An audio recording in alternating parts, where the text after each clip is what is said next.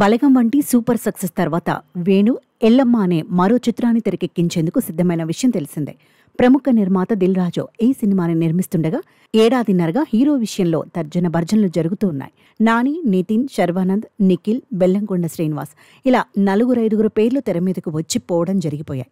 ఇక హీరోయిన్ల విషయంలోనూ సాయి పల్లవి, కీర్తి సురేష్ల మధ్య చర్చలు నడుస్తున్నట్లు వార్తలు ఎప్పటినుంచో ఉన్నాయి. అయితే తాజాగా హీరో స్థానంలోకి సంగీత దర్శకుడు దేవిశ్రీ ప్రసాద్ పేరు రావడం సినీ లవర్స్ను ఆశ్చర్యానికి గురిచేస్తోంది. ఇప్పుడు ఈ వార్త సోషల్ మీడియాలో ఓ రేంజ్లో హల్చల్ చేస్తోంది. అంతేకాక ఈ సినిమాకు దేవిని సంగీతం కూడా అందించనున్నట్లు సమాచారం. ఇప్పటికే డాన్స్, నటనలోనూ దేవికి అద్భుత ప్రతిభ ఉంది.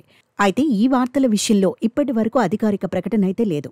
మేకర్స్, దర్శకుడు వేణు, దిల్ రాజు, దేవిశ్రీ ప్రసాద్ స్వయంగా స్పందిస్తే తప్ప ఈ వార్తలపై క్లారిటీ రాదు. ఇదిలా ఉంటే కుమారి 21F సినిమా సమయంలో దేవిశ్రీ ప్రసాద్ని నా ఎస్వీసీ బ్యానర్లో సుకుమార్ దర్శకత్వంలో హీరోగా పరిచయం చేస్తాను అని దిల్ రాజు గతంలోనే మాట ఇచ్చాడు. కానీ దశాబ్దం గడిచినా అది ముందుకు పడలేదు.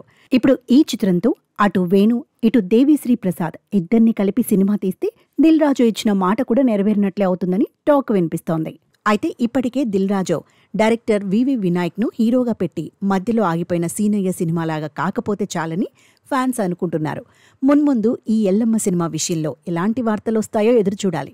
మరోవైపు ఏదేమైనా హీరో ఎవరైనా సరే వీలైనంత త్వరగా వేణు రెండో ప్రాజెక్టు సెట్స్ మీదకు వెళ్లాలని అభిమానులు కోరుకుంటున్నారు.